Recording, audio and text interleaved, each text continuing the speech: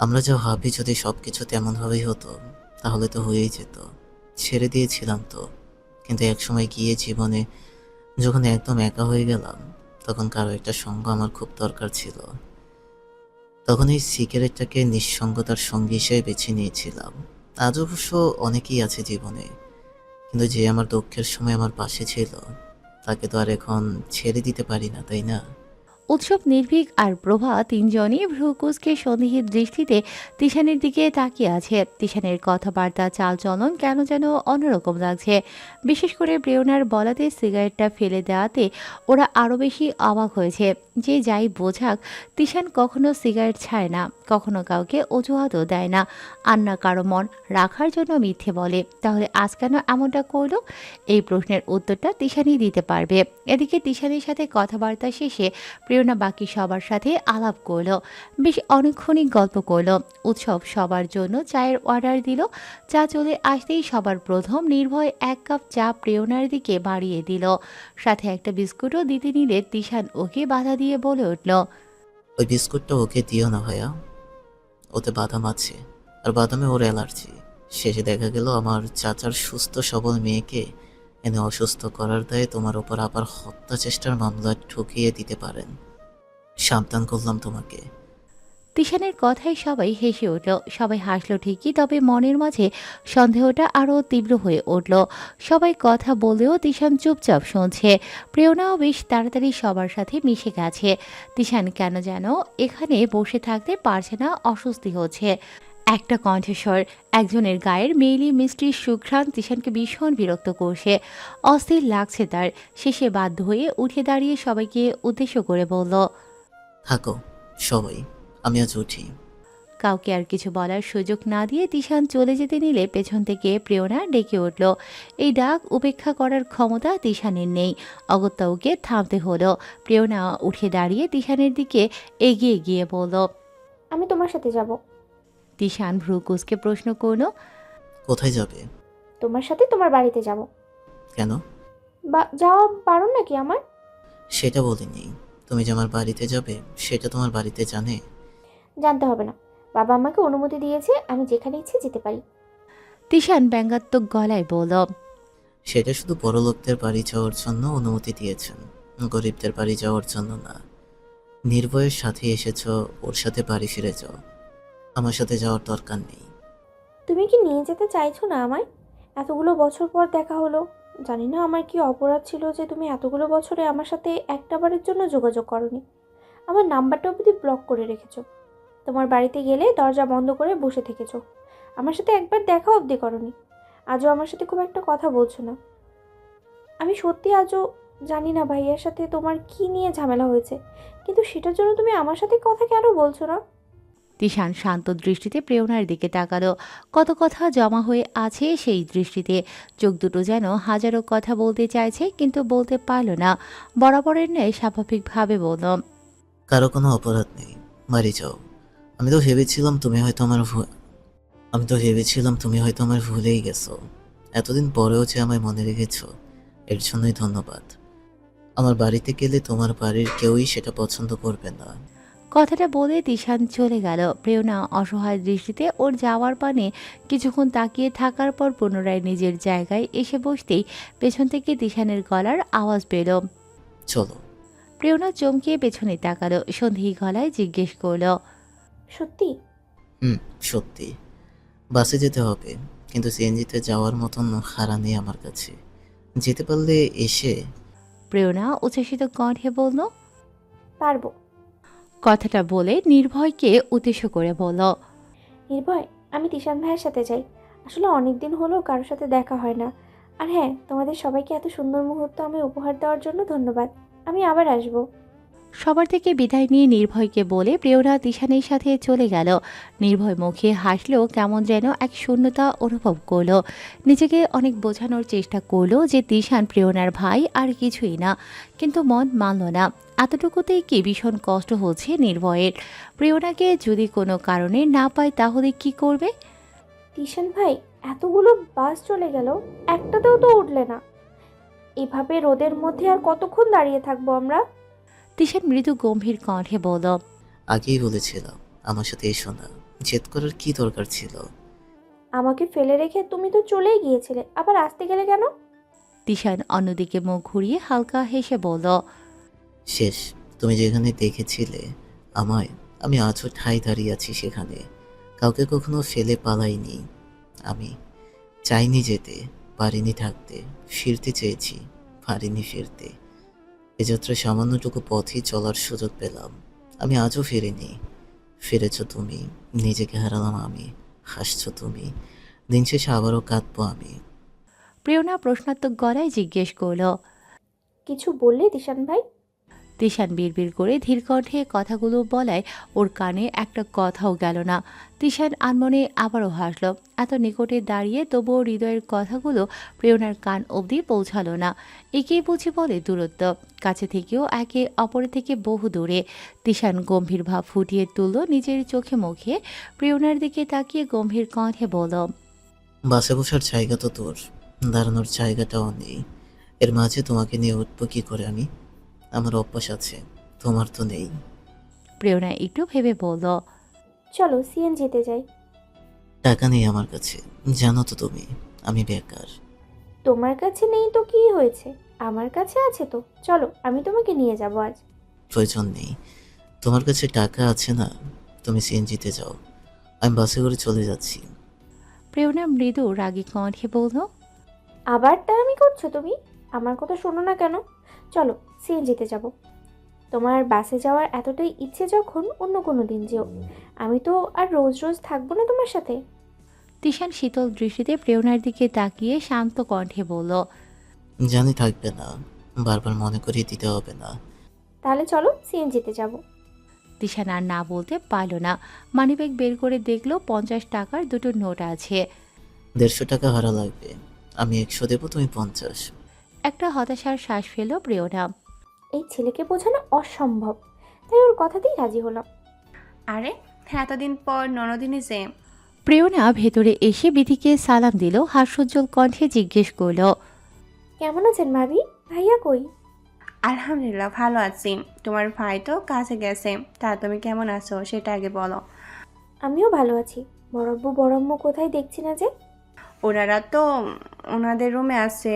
তুমি যাও, আমি বরং তোমার জন্য একটু চা নাস্তার ব্যবস্থা করি। কথাটা বলে বৃথি রান্নাঘরের উদ্দেশ্যে পা বাড়ালে পেছন থেকে তিশান ব্যঙ্গাত্মক কণ্ঠে বলে উঠল, আরে ভাবি, তুমি আবার কষ্ট করে নাস্তা তৈরি করতে যাবে কেন? প্রিয় কিন্তু আসার সময় কিছু নিয়ে আসেনি, অযথা নিজের লস করো না।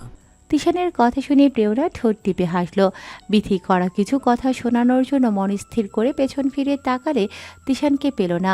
সে কথাটা বলে গটগট পায়ে হেঁটে নিজের রুমে চলে গেছে। প্রেরণা আর সেখানে দাঁড়ালো না। বড়ব্বু আসবো? তোয়াফেল শিকদার মনোযোগ দিয়ে পত্রিকা পড়ছেন আর তার স্ত্রী সুমি বেগম বিছানায় বসে কাঁথা সেলাই করছেন। দরজায় দাঁড়িয়ে প্রেরণাকে দেখতেই দুজনেই চমকে উঠলেন। মুখে ফুটে উঠল বিস্তর হাসি। সুমি বেগম কাঁথা সরিয়ে রেখে এগিয়ে এলেন। প্রেরণাও ততক্ষণে ভেতরে চলে এসেছে। গালে মুখে স্নেহের হাত বুলিয়ে দিয়ে আদুরে কণ্ঠে জিজ্ঞেস করলেন, কেমন আছো মা? আমি ভালো আছি, তুমি কেমন আছো বড়ম্মু? ভালো আছি। কতদিন পর তোমাকে দেখলাম, কত বড় হয়ে গেছো। তুমি এসেছো, খুব ভালো করেছো। আর কেউ আসেনি? উত্তরটা শোনার জন্য মুখিয়ে আছেন তোয়াফেল শিকদার।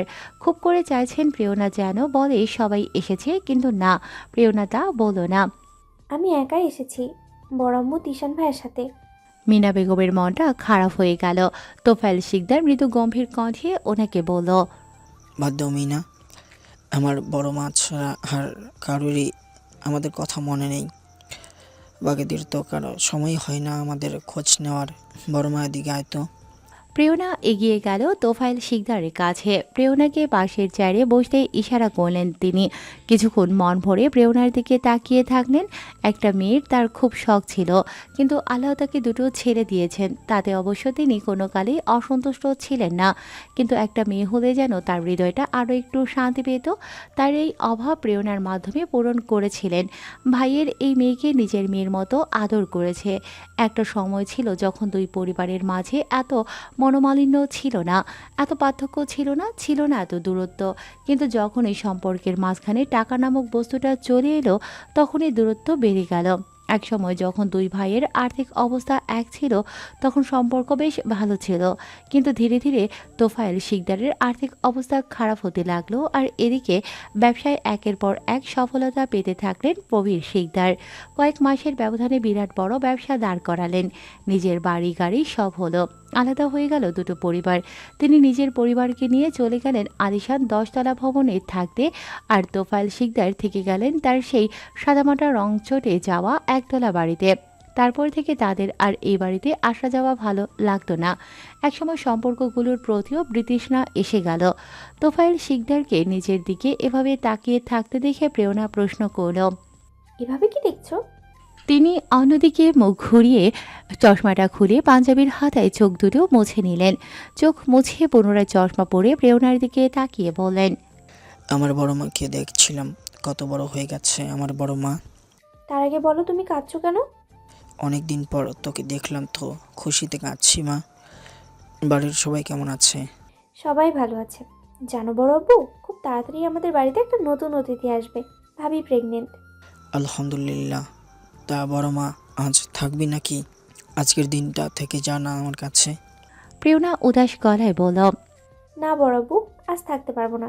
আসলে বাসায় তো কাউকে বলে আসিনি, অন্য একদিন এসে থেকে যাব, কেমন? তোফায়েল শিকদারের খুব খারাপ লাগলো। ইচ্ছে করছিল মেয়েটাকে একটু কয়েকটা দিন নিজের কাছে রাখতে। চেয়েছিলেন তো সারাটা জীবন মেয়েটাকে নিজের ঘরে রাখবেন, কিন্তু পারলেন না। শুধু হালকা হাসলেন, কিছু বললেন না। জোর করতে চান না, কারণ তিনি খুব ভালো করেই জানেন মেয়েটার থাকার ইচ্ছে থাকলেও বাবা মায়ের আপত্তির কারণে হয়তো থাকতে পারবে না। ওকে দোষ দিয়ে লাভ নেই, ছোটবেলা থেকেই বাবা মার বাধ্য। শান্তশিষ্ট, যে যা বলে এসেছে চুপচাপ তাই করে এসেছে, কখনো নিজের মতামত জানায়নি। যার গোটা জীবনটাই অন্যের ইশারায় চলে তাকে আলাদা করে দোষ দেওয়া যায় না।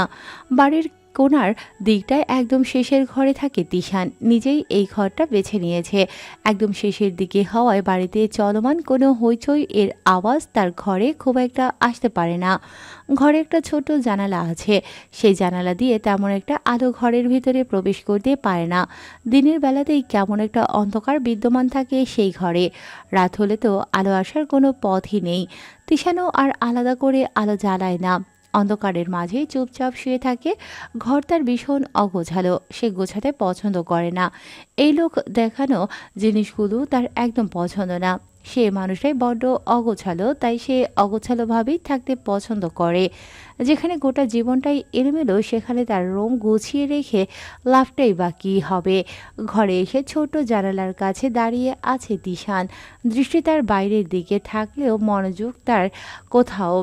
জানালা দিয়ে বাইরে তাকালে রাস্তা দেখতে পাওয়া যায়। দুপুরের সময় হওয়ায় রাস্তাটা তখন ফাঁকা আছে। দরজার কড়াঘাতের শব্দে তিশানের ভাবনায় ছেদ ঘটল। পেছন ফিরে তাকানোর প্রয়োজন হলো না। তার নাকে ভেসে এলো একটা মিষ্টি সুঘ্রাণ, আর সুঘ্রাণটার মাধ্যমেই প্রেরণার উপস্থিতি সে টের পেয়েছে। এসো। অনুমতি পেয়ে প্রেরণা ভেতরে এলো। আমি চলে যাচ্ছি, তাই তোমায় বলতে এলাম। চলে যাবে এটাই তো স্বাভাবিক। অতিথি পাখিরা তো আর সারা বছর এক জায়গায় থাকে না। তুমি হলে সেই অতিথি পাখির মতন। আমি তো তোমাদেরকে আমার পরিবারই ভাবি, আর আমি তোমার কাছে অতিথি। তিশান কিঞ্চিত হেসে বলল, প্রবীর শিকদারের মেয়ে আর প্রয়াস শিকদারের বোনের আত্মীয় হতে পারি, এতটা যোগ্যতা আমাদের নেই। তোমাকে যে অতিথি করতে পেরেছি এতেই আমরা ধন্য। প্রেরণা একটু কষ্ট পেল ব্যথাতুর গলায় বলল, তুমি সবসময় আমাকে বাবা আর ভাইয়ার কথা বলে কষ্ট কেন দাও? আমি তো মানুষটা আলাদা। তোমরা কেউ আমায় কিচ্ছু বলো না। কি নিয়ে ঝামেলা হয়েছে সেটাও বলো না, অথচ তুমি দোষারোপটা সবসময় আমাকেই করে যাও। কষ্ট তুমি আমাকে দাও, অথচ অথচ আজ বিদেশে যাওয়ার আগে তোমার ভাই আমায় কল করেছিল। প্রেরণা বিস্ময় ভরা কণ্ঠে বলল। তিশান শব্দ করে হেসে উঠে বলল, বেইমানরা কেবল ফিরে আসে পুরনো আঘাতগুলোকে তাজা করতে, বারবার হৃদয়ে রক্তক্ষরণ করাতে। তাজা ঘায়ের ওপর আবারও আঘাত করতে ফিরে আসে। মানে হলো তোমার ভাই বড্ড হিত, নিজে দোষ স্বীকার করতে সে বড্ড ভয় পায়, সেজন্যই তো চাপার জোরেই নিজের ভুলগুলোকে ঠিক প্রমাণ করতে চায়। আমাকে তার সফলতার গল্প শোনাতে এসেছিল, তার মাঝে আমাকে আমার ব্যর্থতার গল্প মনে করিয়ে দিতে। সে এসেছিল আমাকে এটা বোঝাতে যে সে আমার কাছে ঠিক কতটা উঁচু পর্যায়ে আছে, আর আমি তার পায়ের নিচে আছি। সেটাও আমাকে বেশ ভালোভাবেই বুঝিয়ে দিয়ে গেছে। প্রেরণার দিকে শান্ত দৃষ্টি নিক্ষেপ করল দিশান। স্বাভাবিক গলায় প্রশ্ন করল। ভুলটা কি তবে আমার? না থাক, তুমি যাও। বোকা, তুমি বড্ড বোকা। কি ঠিক করতে চাইছো তুমি? তুমি পারবে না ঠিক করতে। টাকার কাছে সব হেরে গেছে। টাকার কাছে আমি হেরে গেছি। টাকার কাছে আমার স্বপ্নরা হেরে গেছে। টাকার কাছে আমার বন্ধুত্ব হেরে গেছে। আর হেরে গেছে আমার দিশান একটা দীর্ঘশ্বাস ফেলে বলল। কিছু অব্যক্ত কথা। আমার কবিতাগুলো ছন্দহীন হয়ে পড়েছে। হারিয়েছি আমি সুর। থমকে গেছে আমার দুনিয়াটা। মরুভূমির ন্যায় শুকিয়ে গেছে আমার হৃদয়টা। বসন্তের আগমন ঘটনে বহু বছর ধরে সেথায় কোকিল ডাকে না। গাছের পুরনো পাতা ঝরে পড়ে না। কালো মেঘগুলো সরে গিয়ে বহুদিন হলো। সেই সূর্যটা উকি দেয় না। আমার সবকিছু এক জায়গায় থমকে আছে। নতুন করে আর কোনো কিছুই হয় না আমার জীবনে। আমি মানুষটা সেই একই জায়গায় দাঁড়িয়ে আছি। আর আমায় ঘিরে আছে বেকারত্ব, হতাশার কিছু নিদারুণ আফসোস। মেঘলা আকাশ, সময়টা তখন দুপুর গড়িয়ে বিকেল প্রায়। একটু আগেও সূর্যের তাপে অতিষ্ঠ হয়ে উঠেছিল জনজীবন। অথচ এখন প্রকৃতি বেশ অনেকটাই শীতল। প্রতিদিনকার নিয়ম ভেঙে দুটো মানবী ফাঁকা রাস্তায় হাঁটছে। আজ আর তারা কোনো টিউশনে যায়নি। প্রতিদিনের সেই একঘেয়েমি জীবন থেকে বেরিয়ে আজ একটু নিজেদের জন্য সময় বের করেছে। যে কোনো সময় ধরণীতে বৃষ্টি নামবে। সেই বৃষ্টি থেকে বাঁচার জন্য অনেকেই তাড়াহুড়ো করে নিজেদের বাড়িতে ফিরে গেছে, অনেকে এখনও ফিরছে। প্রভা আর নির্ভীক দুজনেই চুপচাপ হাঁটছে। সচরাচর এই রাস্তাতে খুব কমই যানবাহন চলাচল করে, আর মেঘাচ্ছন্ন দিনে বলতে গেলে একদম ফাঁকা। অনেকক্ষণ পরপর দুই একটা মোটরসাইকেল কিংবা রিক্সার দেখা পাওয়া যাচ্ছে। রাস্তার পাশ দিয়ে সারি সারি অসংখ্য গাছ, এমন মেঘলা আকাশ, সাথে প্রকৃতির শীতল বাতাস, আর পাশে একজন বিশ্বস্ত মানুষ। মনটা দুজনেরই বেশ খুশি, বেশ ভালো লাগছে হাঁটতে। এই নীরবতাও যেন অনেক কথা বলছে। বাড়ি ফিরবেন না? নির্ভীকের প্রশ্নের উত্তরে প্রভা হালকা হেসে বলল। বাড়ি তো ফিরতেই হবে, ফিরবো একটু পর। আপনার কি যাওয়ার তাড়া আছে নাকি? কেউ আমার অপেক্ষায় নেই, না কেউ আমায় কখনো তার জন্য অপেক্ষা করতে বলেছে। তাহলে কোথায় যাওয়ার তাড়া থাকবে? না থাকাই ভালো। বৃষ্টি এলে কিন্তু আজ বৃষ্টিতে ভিজবো আমি, সাথে আপনাকেও ভিজতে হবে। বেশ, ভিজবো, কিন্তু তারপর যদি আমার শরীর খারাপ করে তার দায়িত্ব কে নেবে? সে তো আমার শরীর খারাপ করলেও দায়িত্ব নেওয়ার কেউ নেই, তাই বলে কি আমি বৃষ্টিতে ভেজা ছেড়ে দিব? সৌমি আছে তো আপনার জীবনে, ও খুব ভালোবাসে আপনাকে, ও ঠিক খেয়াল রাখবে আপনার। সেই দিক দিয়ে বলতে গেলে তো আপনার জীবনে আরো বেশি মানুষ আছে। তারপরেও যদি বলেন যে ভালোবাসার কেউ নেই, তাহলে বলবো নিজেকে বরং নিজেই ভালোবাসুন। নিজেকে নিজে আর কতটুকু ভালোবাসা যায়? কখনো তো ইচ্ছে করে নিজেকে নিজে বাদে অন্য কেউ একটু ভালোবাসুক। ক্লান্ত হয়ে বাড়ি ফেরার পর সযত্নে ঘামটুকু মুছে দেখ। আমার শরীর খারাপ নিয়ে আমার থেকেও বেশি চিন্তা করুক কেউ একজন। এক কাপ চা বানিয়ে আমার হাতে ধরিয়ে দিক। আমারও খুব ইচ্ছে করে জানেন তো, আমার ব্যক্তিগত একটা মানুষ হোক, যে একান্তই কেবল আমার হবে। আমি যার জন্য বাড়িতে বসে অপেক্ষা করব, সারাদিন নিজের কাজটুকু শেষ করে সে কখন আমার জন্য বরাদ্দ সময়টুকু আমায় দেবে, সেই অপেক্ষায় থাকবো। নিজের থেকেও বেশি তার যত্ন নেব আমি। নতুন নতুন পদ রান্না করে তাকে যত্ন করে আমার পাশে বসে খাওয়াবো। নির্ভীক আলতো হেসে বলল। দুজনের স্বপ্নগুলো কিন্তু প্রায় অনেকটাই মিলে গেছে। প্রভা চট করে নির্দ্বিধায় বলে উঠল। তো চলুন না সেগুলো জুড়ে নিই। নির্ভীক বিস্ময় ভরা দৃষ্টিতে প্রভার দিকে তাকালো। নির্ভীকের সেই দৃষ্টিতে থতমত খেল প্রভা। হুট করে এমন একটা কথা বলে ফেলেছে যার জন্য এখন নিজেরই আফসোস হচ্ছে। এভাবে বলে দেয়াটা হয়তো ঠিক হয়নি, তাও আবার এত তাড়াতাড়ি। এলোমেলো দৃষ্টি ফেলে বলল। না মানে আসলে বলতে চাইছিলাম যে দুজনেই চেষ্টা করব দুজনের স্বপ্নগুলো পূরণ করার, মানে সাহায্য করব আর কি।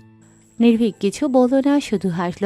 নির্ভীকের সেই হাসি দেখে প্রভার আরো বেশি অস্বস্তি হলো। হাসছেন কেন? এমনিতেই হাসছি। এমনি এমনি কারা হাসে জানেন? যারা পাগল তারা এমনি এমনি হাসে। নির্ভীক এবারেও ঠোঁট টিপে হাসল। প্রভা বিরক্তিকর কণ্ঠে বলল। অদ্ভুত, আবার হাসছেন। ধুর, কথাই বলবো না আমি আপনার সাথে। কথাটা বলে প্রভা দ্রুত পায়ে নির্ভীকের থেকে একটু এগিয়ে গেল। নির্ভীকের সাথে কথা বলতে কিংবা চোখে চোখ মেলাতে তার এখন বেশ অস্বস্তি আছে, আর তার জন্যই এই কাজটা করল। পেছন থেকে নির্ভীকের গাওয়া কয়েকটা লাইন তার কানে ভেসে এলো। প্রভার পা থেমে গেল। পেছন ফিরে তাকিয়ে বিস্ময় ভরা কণ্ঠে বলল। আপনার মতো রসকসহীন মানুষ গানও গাইতে পারে, তাও আবার একটা মেয়ের জন্য?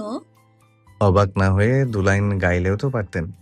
প্রভা সামনে তাকিয়ে আবারও হাঁটা শুরু করলো, সেই সাথে গুনগুনিয়ে গাইল। আধারো ছায়াতে চেয়েছি হারাতে, দুবাহু বাড়াতে তোমারই কাছে। নির্ভীক হাসল।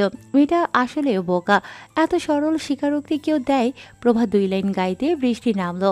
যে প্রভাই একটু আগে বলছিল বৃষ্টিতে ভিজবে, এখন সেই তাড়া দিয়ে নির্ভীককে বলল। তাড়াতাড়ি হাঁটুন, বেশি ভিজলে জ্বর আসবে। প্রভার কথায় নির্ভীকের মাঝে বিশেষ কোনো হেলদোল দেখা গেল না। সে বৃষ্টি উপভোগ করছে আর ধীর পায়ে হাঁটছে। প্রভা বুঝল এই ছেলে ওর কথা শুনবে না। পিছিয়ে এসে নির্ভীকের হাত ধরে বলল। নিজের প্রতি বড্ড অবহেলা আপনার, চলুন তাড়াতাড়ি। প্রভার থেকে নিজের হাতটা ছাড়িয়ে নিয়ে নির্ভীক নিজেই ওর হাতটা ধরল। বৃষ্টির বেগ আরও বাড়ল। ধীর পায়ে সে হাঁটা শুরু করলো, সাথে প্রভাও হাঁটা ধরল। দুজনে ভিজিয়ে চুপচুপে হয়ে গেছে, বেশ ঠান্ডাও লাগছে এখন। প্রভা ধীর গলায় বলল। বাড়ি ফিরবেন না? শরীর খারাপ করবে তো। প্রভার দিকে তাকিয়ে নির্ভীক আবারও 2 লাইন গেয়ে উঠল। গতকাল সারা রাত বৃষ্টি হয়েছে, আজ সকালেও হয়েছে খানিকটা, তবে এখন আর বৃষ্টি পড়ছে না। আকাশ এখন মেঘলা, হয়তো একটু পরেই বৃষ্টি নামবে। মাঠের ঘাসগুলো ভিজিয়ে চুপচুপে হয়ে আছে, ফলে আজ আর বসতে পারল না প্রভা। একা একা হাঁটছে আর মাথায় ঘুরছে হাজারো দুশ্চিন্তা। প্রায় 3 মাসের বাড়ি ভাড়া জমা হয়েছে, বাড়িতে বাজারও তেমন একটা নেই। এর মাঝে আবার সমীর অসুস্থতাটাও আরও বেড়েছে। ওকে ডাক্তার দেখাতে হবে। অসুস্থতা বাড়ার কারণে সমীকে টিউশনে যেতে দেয়নি। মাস শেষে নিজের টিউশন থেকে পাওয়া টাকাটা দিয়ে কোনটা ছেড়ে কি করবে সেটাই ভাবে পাচ্ছে না প্রভা। আজ নির্ভীকরাও কলেজে আসেনি। ওদের সাথে গল্প করলে তাও মনটা একটু হালকা হতো। এখন আর হাঁটতেও ইচ্ছে করছে না। ঘাসের মাঝে বিরক্ত হয়ে গেট দিয়ে বেরিয়ে এলো। রাস্তায় আজ প্রতিদিনের তুলনায় জ্যাম অনেকটাই কম, নেই বললেই চলে। এমন সুন্দর আবহাওয়ার মাঝে হয়তো অনেকেরই কাজে যেতে ইচ্ছে করেনি, কিন্তু প্রভার মতো কিছু খেটে খাওয়া মানুষ, দিন মজুরদের ঘর থেকে না বেরিয়ে উপায় নেই। বাসে উঠতে ইচ্ছে করছে না আজ। শেষে ফুটপাত দিয়ে হাঁটা শুরু করলো। হুট করে পেছন থেকে ওনায় একটু টান অনুভব করতেই থেমে গেল প্রভা। চট করে পেছন ফিরে তাকাতেই ইশরাকের ঠোঁটে বিদ্যমান হাসিটা দেখে প্রভার সর্বাঙ্গ ঘৃণায় রিরি করে উঠল। মাঝ রাস্তায় আবার অসভ্যতামি শুরু করেছেন আপনি। ছাড়ুন বলছি আমার ওড়না। ইশরাক প্রভার ওনার এক পাশটা নিজের হাতে পেঁচাতে পেঁচাতে ওর দিকে এগিয়ে এসে সম্মোহনী কণ্ঠে বলল। মাইরি বলছি সুন্দরী, তোমাকে যা লাগছে না আজ, আমার বুকের ভেতর একদম আগুন ধরিয়ে দিলে। লাল রঙে যে তোমায় এমন আগুন লাগবে সেটা আমি কখনো ভাবতে পারিনি। আমাদের বিয়ের পর কিন্তু তুমি রোজ লাল রঙেরই জামা পরবে। ওড়নাটা ছাড়তে বলেছি, আমি কিন্তু চিৎকার করে লোক জড়ো করব। করবে বেশ করে, আমিও একটু দেখি কার বুকে কতখানি জোর যে আমাকে থামাতে আসে। প্রভার কেন যেন আজ ভীষণ ভয় লাগছে। ইশরাকের চোখে মুখে আজ অন্য দিনের তুলনায় একটু বেশি হিংস্রতা দেখতে পাচ্ছে। আশেপাশে মানুষজন নেই বললেই চলে। 2-1 চুপচাপ এক নজর দেখে নিজেদের কাজে চলে গেল। প্রভার ঘাবড়ে যাওয়া মুখাবয়ব দেখেই ইশরাক বুঝল যে ও ভয় পেয়েছে। শব্দ করে হেসে উঠে বলল। তোমার মুখে ঠিক এই ভয়টাই আমি দেখতে চাই সুন্দরী। কিন্তু কাল যখন নির্ভীকের হাতে হাত রেখে ঘুরছিলে, তখন তোমার একবারও আমার কথা মনে হয়নি, তাই না? তখন তো তোমার এই ভয়টা করার দরকার ছিল। প্রভা বিস্ময় ভরা দৃষ্টিতে ইশরাকের দিকে তাকালো। ইশরাক কি করে জানলো এই কথাটা? তার মানে কি প্রভার ওপর সর্বক্ষণ নজর রাখে? প্রভার দৃষ্টিতে থাকা সীমাহীন কৌতূহল দেখে ইশরাক ওর মনের প্রশ্ন আন্দাজ করতে পারল। নিজ থেকেই বলল। কি ভাবছো আমি কি করে জানলাম? সব জানি। আরে ভালোবাসি তোমায়। তোমার সম্বন্ধে খোঁজ খবর রাখবো না? আমার হবু বউ অন্য ছেলের সাথে টলাটলি করে, রাস্তায় হাত ধরাধরি করে ঘুরে বেড়াবে, আর সেই খবর আমার কান অবধি পৌঁছবে না? এটা তুমি ভাবলে কি করে? খুব সাহস বেড়েছে তোমার ওই কয়টা চুনোপুটির সাথে আলাপ হওয়ার পর থেকেই, তাই না? কি ভেবেছো তুমি ওরা তোমাকে বাঁচাতে পারবে? সময় হলে তো আমি নিজের হাতেই সব কয়টাকে শেষ করব। ওরা তোমাকে কি বাঁচাবে? যেতে দিন আমায়। যদি আপনি ভালো মানুষ হতেন তাহলে আপনার কথায় আমি রাজি হতাম, কিন্তু আপনার মতো একজন দুশ্চরিত্র মানুষকে কখনোই আমার পক্ষে বিয়ে করা সম্ভব না। আর ওদের কোনো দোষ নেই। ওদের সাথে পরিচয় হওয়ার আগেও আমি আপনার সাথে যে ব্যবহার করতাম, পরিচয় হওয়ার পরেও ঠিক সেই একই ব্যবহারটা করি আমি।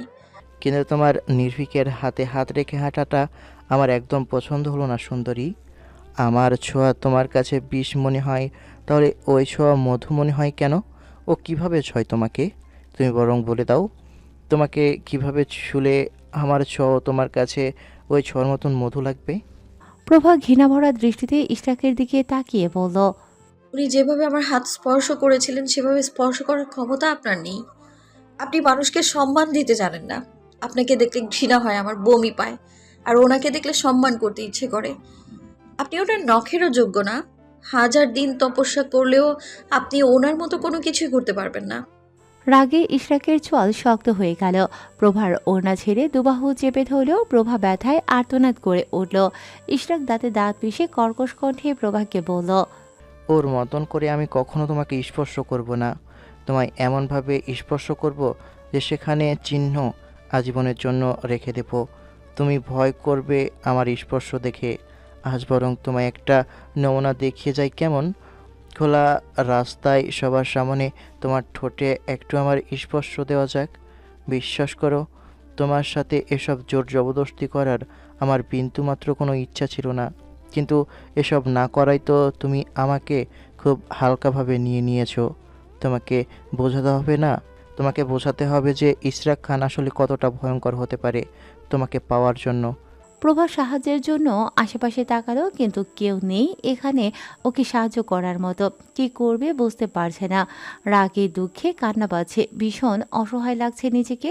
আর প্রভার এই অসহায়ত্ব দেখে ইশরাক ভীষণ মজা পাচ্ছে। প্রভা প্রাণপণের চেষ্টা করছে ইশরাকের থেকে নিজেকে ছাড়ানোর, কিন্তু ওর বলিষ্ঠ দেহের শক্তির সাথে পেরে ওঠে না। ইশরাক প্রভার দিকে একটু ঝুঁকে আসতেই কেউ একজন সহসা এগিয়ে এসে কিছু একটা দিয়ে ইশরাকের মুখে আঘাত করল। নিজেকে সামলাতে না পেরে একটু দূরে ছিটকে গেল। আকস্মিক ঘটনায় উপস্থিত সবাই হতবাক হয়ে গেল। আঘাতকারী ব্যক্তিকে দেখার উদ্দেশ্যে পাশে তাকাতেই প্রভা বকুলকে দেখে চমকে গেল। বকুল তখনও রাগে ফুঁসে হাতে থাকা বই ভর্তি ব্যাগটা দিয়ে সজোরে ইশরাকের মুখে আঘাত করেছে সে, কিন্তু এটা তো ঠিক করল না বকুল। প্রভা আর্তনাদ করে বলে উঠল, এটা কি করলে বকুল? কেন মারলো ওকে? বকুল রাগী কণ্ঠে বলল, ওর সাহস হলো কি করে তোমাকে এইভাবে ধরার? ও কি ভেবেছে তোমার কেউ নেই? আমরা সবাই আছি, বাকিরা সবাই আসছে। আমি ফোন করেছিলাম, এক্ষুনি ওকে মজা দেখাবে। ইশরাক নিজেকে সামলিয়ে সোজা হয়ে দাঁড়ালো। নাকে হাত দিতেই রক্তের উপস্থিতি টের পেল। হাতের উল্টো পিঠের সাহায্যে সেটুকু রক্ত মুছে নিয়ে ঘুরে দাঁড়ালো। চোখে মুখে তার হাস্যোজ্জ্বল ভাব। ইশরাকের সেই হাসি মুখটা দেখে প্রভা বেশি ভয় পেল। নিজ থেকে ইশরাকের কাছে ক্ষমা চেয়ে বলল, আমি ওর হয়ে ক্ষমা চাইছি। ওকে ক্ষমা করে দিন, ও ভুল করে ফেলেছে। তুমি ওর কাছে ক্ষমা কেন চাইছো? আমি দেখতে চাই ও কি করতে পারে। ওর কত ক্ষমতা আমি দেখতে চাই। বকুলের কথায় প্রভা ধমক দিয়ে বলে উঠল, একদম চুপ। তুমি আর একটা কথাও বলবে না। কে বলেছিল তোমায় এইসব করতে? আমি বলেছিলাম তোমায় আমায় সাহায্য করতে। চলে যাও এখান থেকে। তোমাকে একা ফেলে যাব না। ওদের কথার মাঝে ইশরাক বলে উঠল, বাহ, তোমার যে এত সাহস সেটা তো আমি জানতাম না। বেশ ভালো লাগলো। আজ অবধি তোমার বাকি বন্ধুরা সেই সাহসটা কখনো দেখায়নি। আজ তুমি সেই সাহসটা দেখালে। বেশ ভালো লাগলো আমার। অনেকদিন বেশ ভালো লাগলো আমার। অনেকদিন পর কারো হাতে একটু মার খেলাম। কথাটা বলে ইশরাক বকুলের দিকে এগিয়ে আসতে নিলে প্রভা ওর সামনে গিয়ে দাঁড়ালো। হাত জোর করে ক্ষমা চাওয়ার ভঙ্গিতে বলল, আমি তো ক্ষমা চাইছি। আমি বলছি তো ভুল করে ফেলেছি। ক্ষমা করে দিন ওকে। আপনার যা সমস্যা সব আমাকে নিয়ে তো। যা কষ্ট দেয়ার আমাকে দিন। ও ভুল করেছে, ওকে ছেড়ে দিন। যেতে দিন ওকে। তুমি এত ভয় পাচ্ছ কেন? আমি কি একবারও বলেছি নাকি যে আমি ওর সাথে কিছু করব? আমি তো ওকে বাহবা দেওয়ার জন্য এগিয়ে যাচ্ছিলাম। চলে যান আপনি। ঠিক বলেছ, আজ আমি চলে যাব। বকুল আমার মুডটা একদম বদলে দিল। অনেক কিছু করার ইচ্ছে ছিল আজ, কিন্তু কিছু করতে পারলাম না। আজ বেঁচে গেলে সুন্দরী, কিন্তু আর যেন কারো হাতে তোমার হাত আমি না দেখি। ভালোবাসি তোমায়। তোমার জন্য যদি অন্যকে মারতে পারি, তবে আমার কথা না মানলে তোমাকেও মেরে দিতে পারি। আর বকুল, একদিন তোমার এই সাহসিকতার গল্প খুব মনোযোগ দিয়ে শুনবো। এই যে তোমার চোখে এত তেজ দেখলাম, এটা আমার খুব ভালো লাগলো। দেখা হবে, খুব শীঘ্রই আমাদের দেখা হবে আশা করছি। কথাটা বলে ইশরাক নিজের দলবল নিয়ে সেখান থেকে চলে গেল। প্রভা যেন হাঁপ ছেড়ে বাঁচল, কিন্তু ইশরাকের বলা শেষের কথাগুলো প্রভার একদম ভালো লাগলো না। ঈশা কেন বললো যে বকুলের সাথে ওর খুব শীঘ্রই দেখা হবে? কেন তুমি ওকে মারলে বকুল? তুমি জানো না কতটা খারাপ ও? তোমাকে মারতে ওর একবারও হাত কাঁপবে না, ও মানুষ না।